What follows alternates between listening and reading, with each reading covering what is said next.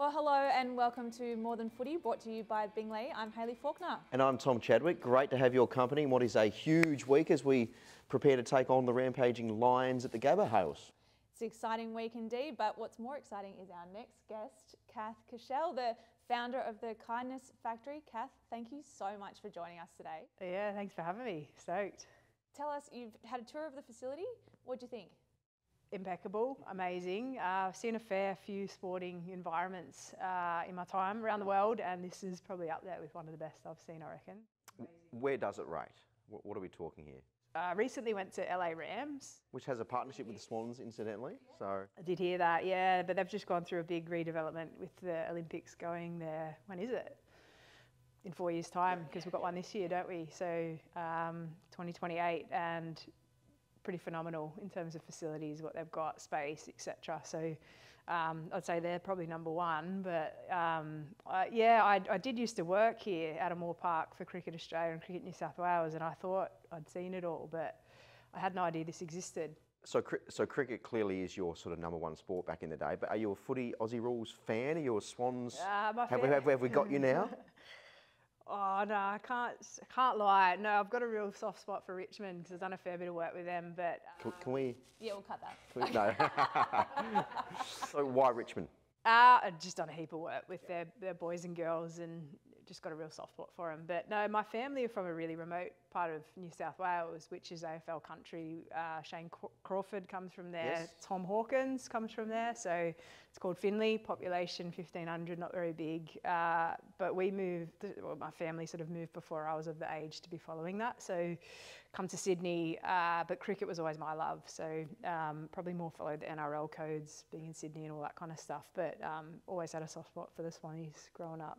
Now tell us, your journey is certainly not one I'm going to summarise. It's just not even worth it because your journey is really incredible. But winding back the clock a little bit, we've touched on cricket. It was a sport you grew up with.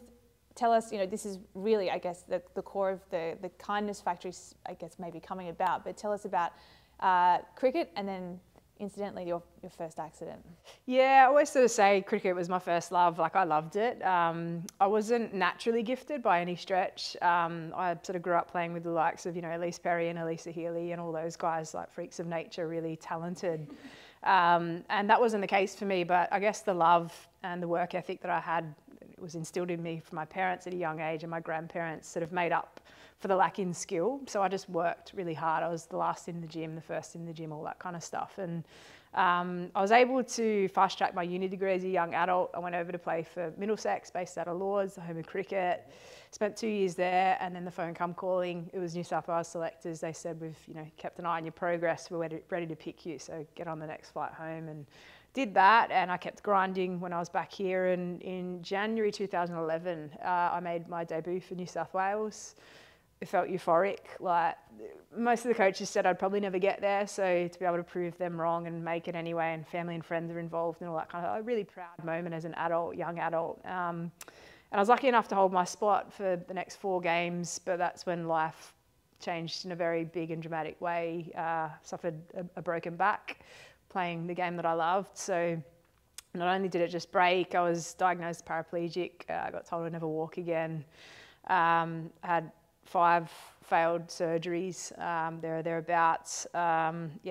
Diagnosis of life in a wheelchair, no feeling below the waist, all that kind of stuff was pretty tough. So thankfully for me, there was a surgeon doing a very new age technique back then, and a lot of sports personalities are now sort of, venturing into this space. It's called a total disc replacement.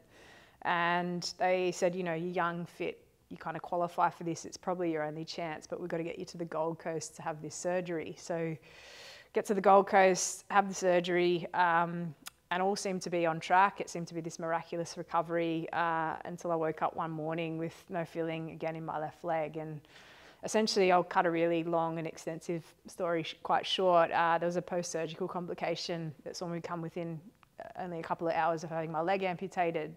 A couple of hours? Yeah, a couple of hours, as in I was due for surgery on the Monday. I woke up at 2 a.m. on that Monday morning at my parents' house. I collapsed unconsciously. Dad woke up, I was staying at my parents', he heard the thud. I was unconscious. He picked me up, put me into the car, took me to the nearest hospital at St George, and they did an entire body scan and realised I was bleeding internally for this surgery. They cut through your stomach, not your back, and the first 5 they cut through your back. Anyway, in closing that wound, the surgeon had very slightly and accidentally nicked the femoral artery that ran into my left leg. You can bleed out from nicking it. Yeah, I was pulling in my stomach, so very slightly. Oh my God. Yeah, lots of medical mysteries involved in this story.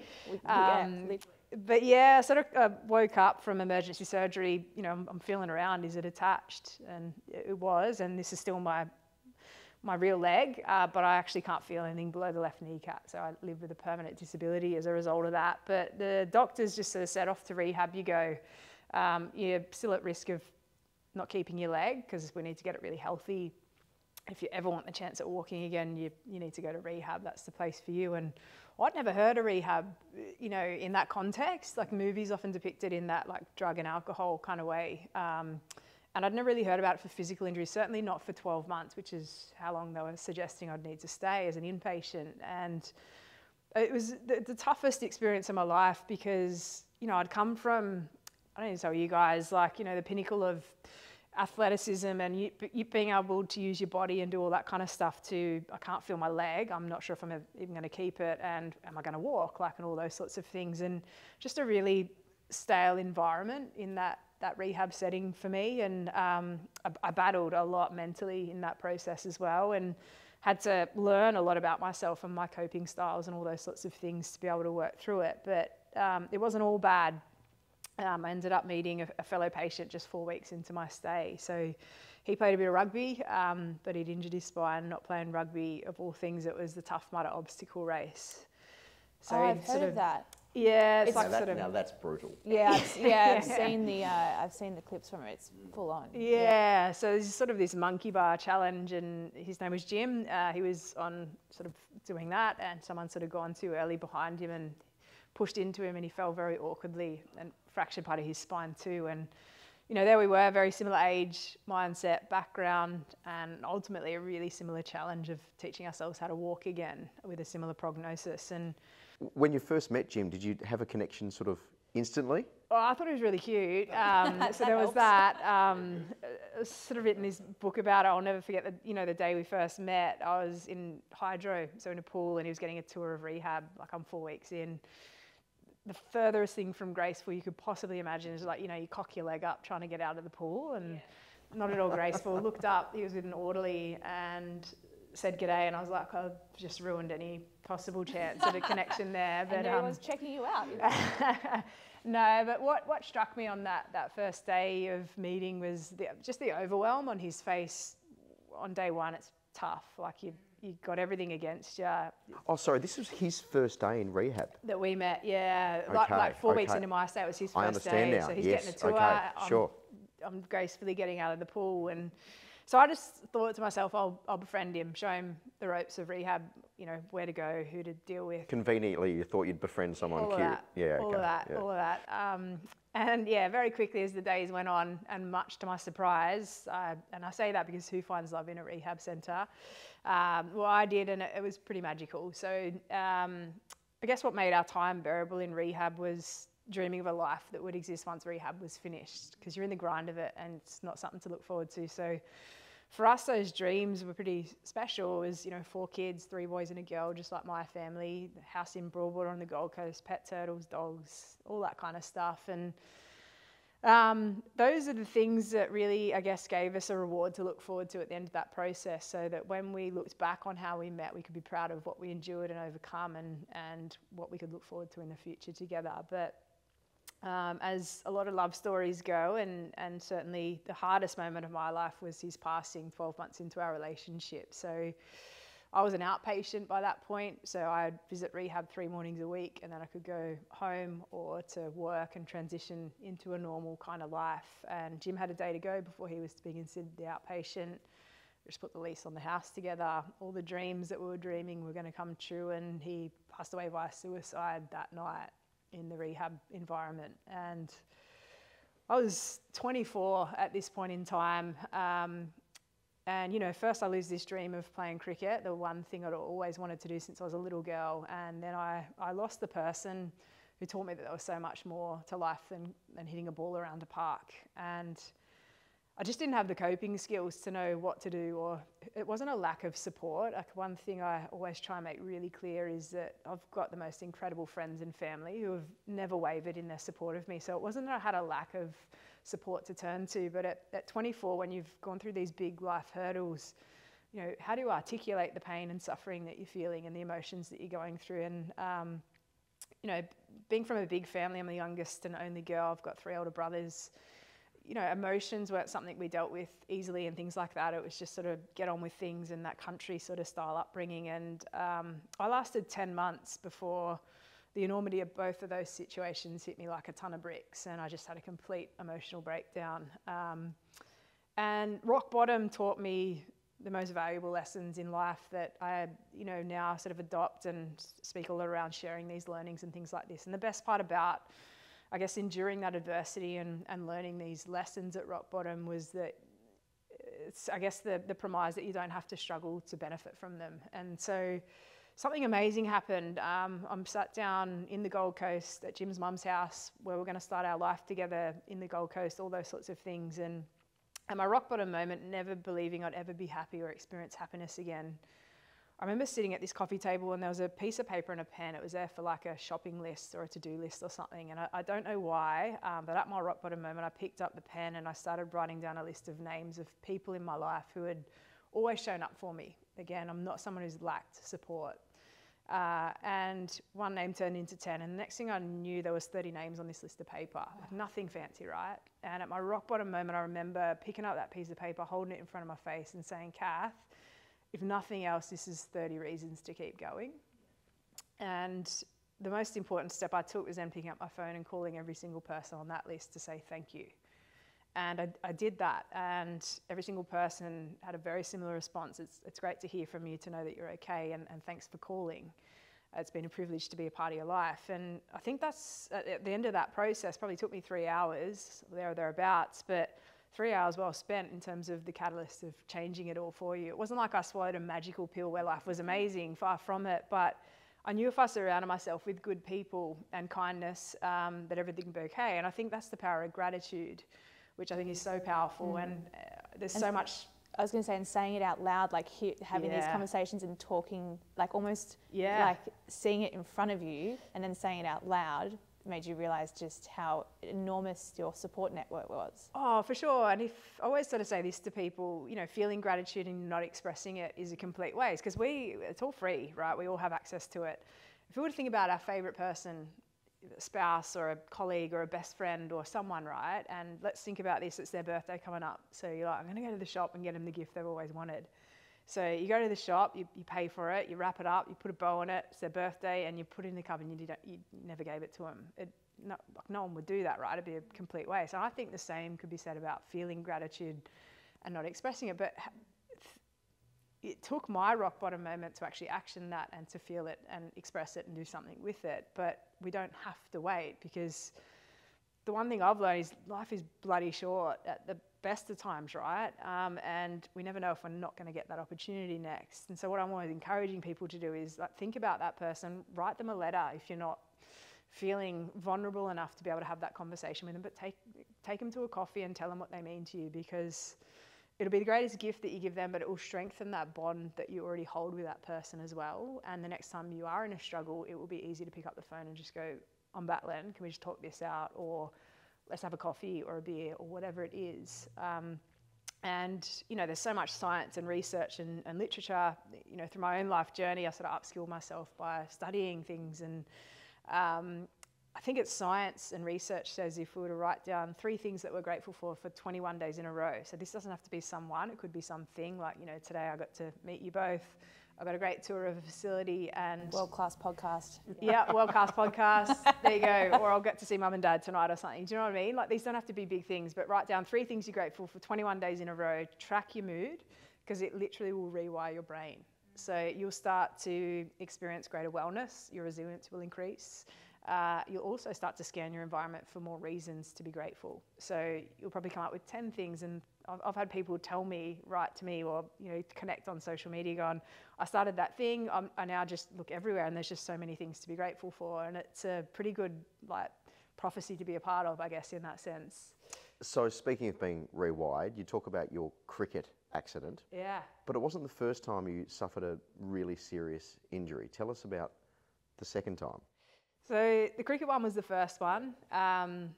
You know, lost gym, rebuilt my life with gratitude, kindness, perspective, empathy, all that kind of stuff. And I was having a roundtable conversation with my rehab team, and they said, Kath, we've got some good news for a change. We're ready to discharge you for life. You don't have to keep coming back, no more checkups. You can, of course, if anything goes up.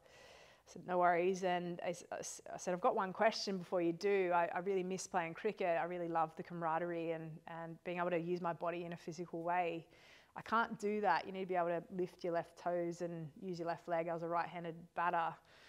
Is there anything else you think I could do? And I had to think, and they said it would make sense to us that your recovery is based in a pool and on a bike, add in a run.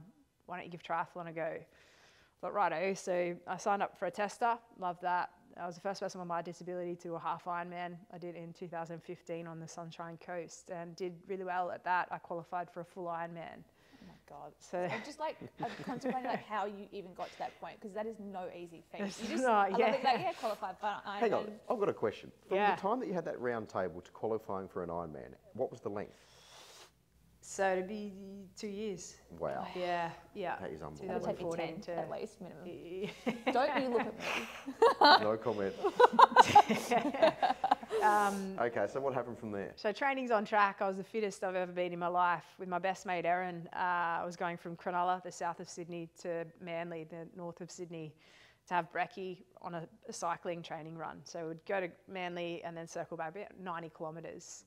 And I got to the north side of the Sydney Harbour Bridge, beautiful sunny morning, January 10th it was in 2016, and I started making my way toward a right-hand turn lane and to make the descent into the northern beaches, and I just felt a thud on my body, and I don't recall the rest of it. I woke up from a coma a couple of months later. A couple of months?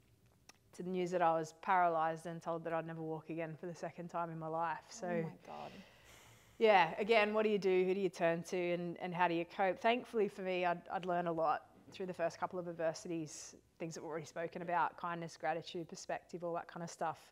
But it was far from easy recovering from that. I spent, 6 weeks post-coma in ICU fighting off infection on the daily. Family had to get involved in life support decisions, all that kind of stuff.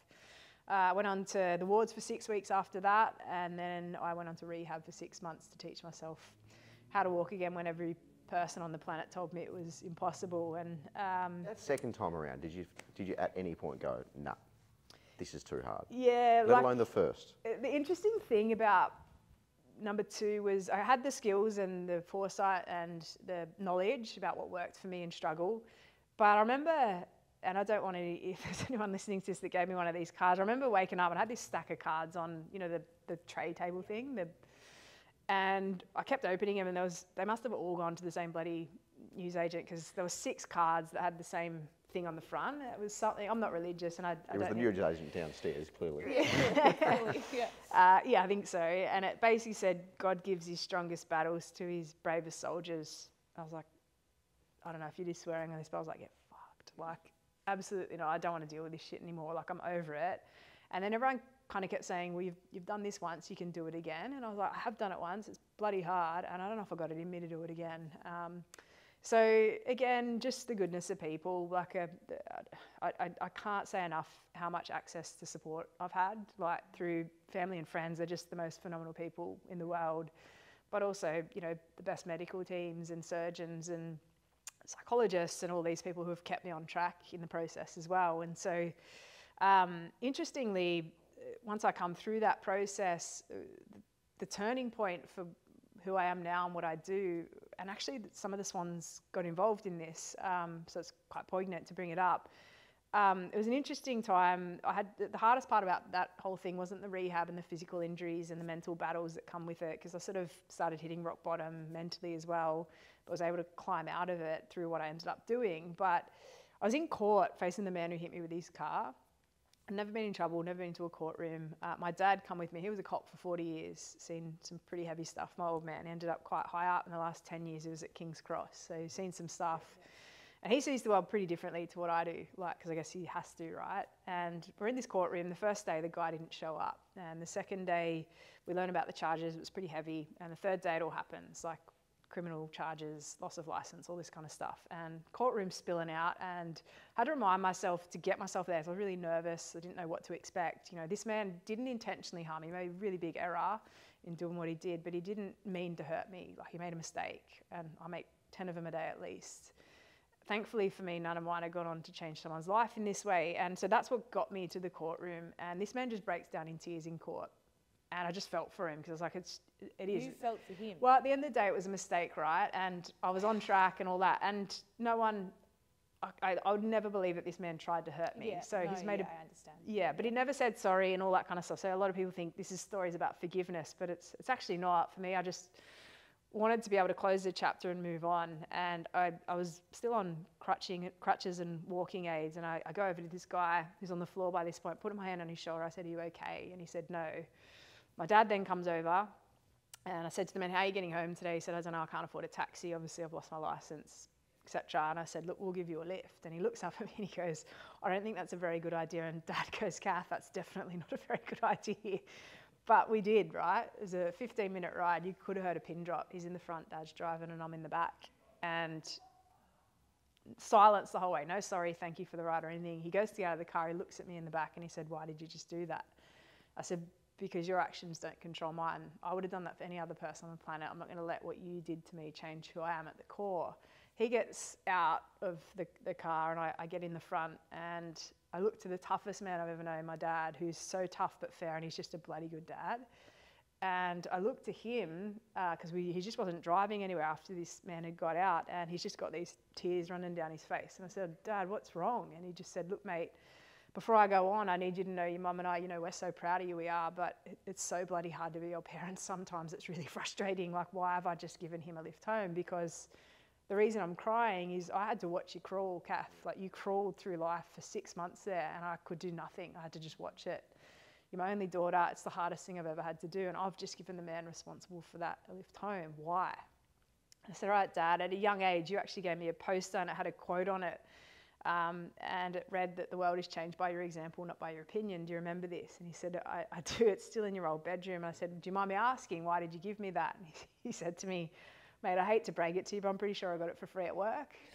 And I was like, shit. Well, thanks for ruining a lifelong journey for me. But I the way I explained it to Dad, and we found peace, and we're so close. I just said, "Dad, I'm so sick of turning on the TV or wherever we're consuming information, social media, whatever it is, you know, kids in a schoolyard, it's bullying, or it's domestic violence, or it's gun violence, or it's war or terrorism. This is all man-made hate, right? And life is hard at the best of times. Why are we making it so much harder on each other? Kindness is the perfect antidote to this." So again, we could talk to you literally all day, but before we wrap up, tell us about the Kindness Factory. Yeah, and so you know how I clearly can gauge where it's come from, but what are you doing with it now? I understand you're travelling all around the world. Tell us about it. Yeah, so the catalyst for it was I got home from that, and I created a social media page called Kindness Factory, which is now registered not-for-profit in 3 countries, and it's grown and evolved from this moment. But essentially I got home feeling quite lost again, even though it was a great moment with Dad, and I just said, look, I'm going to prove a point here. Kindness is really powerful and can be so transformative. On this day at this time, I'm leaving my home with nothing but the clothes on my back, no cash, credit card, food or water, and I'm not accepting help of family or friends. So in order to survive, I can only accept the help and kindness of strangers. I didn't know how long I'd last. Could be a couple of hours. I get really hungry. Let's see how far I could go. And it reached news stations all around the world, and I had, you know, sports personalities reaching out. I think I had lunch in at headquarters one day with the Swans guys who'd heard about it through media. I met celebrities. I fed the homeless fed me, and I ended up traveling for 2 months to every state in Australia with 10,000 people reaching out to help me. And this sounds like a very selfish journey, and it was, because what I took from it changed my life entirely. I'll never be the same person. Like, I learned about perspective and adversity, and the people that I met on that journey, they all have a story that would break your heart just like mine does, right? And everyone has a story. Why aren't we not using kindness more? Because at the end of the day, we all struggle, we all suffer, and it can actually heal all of us. And so I then got invited all around the world to share my story, to speak, to write books, to do all that kind of stuff, which is great. But what were we doing with Kindness Factory? It needed to be bigger than one person and a story. So we set a goal back then to reach 1 million acts of kindness. I never thought we'd get there. I remember when we were at 10 on the website and everyone go, what are you going for? I'm like, million. They're like, you're a long way from that. I'm like, yeah, we're 10 in from 0. It's all good. We've just clicked over 7.2 million acts of kindness from all around the world. And then that taught us a heap about people and the way that we interact and how important human connection is. So when you just register their kindness. Yeah, like you could say, yeah, you could literally go on right now. Getting someone a coffee, is it just a random? Smiled at a stranger, had a conversation, like there's no act of kindness that's too small. We've had smiles save people's lives. Yeah. So conversations, it's holding a door for someone, it's saying please and thank you. Not big stuff, but we have had 3 people donate a kidney on the platform. Oh my God. Please get tested before you do that. Yep. Someone bought someone a car. So there's been some bigger acts. I'm not buying you a car. Just...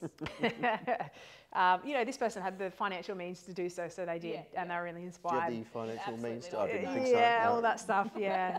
So yeah, we've recorded 7.2 million acts of kindness, and as we dug into the research around all of those acts and the data, we noticed common themes, and we realised that kindness really is an umbrella term that incorporates a plethora of themes like things that we spoke about today: empathy, compassion, gratitude, perspective, positivity, trust, honesty, humour, humility, etc. And there's 12 of those. And it's actually a partner of the Swans, Kaplan. I was fortuitously introduced to Rob Regan, the MD of that, who supports Swans and all that kind of stuff as well.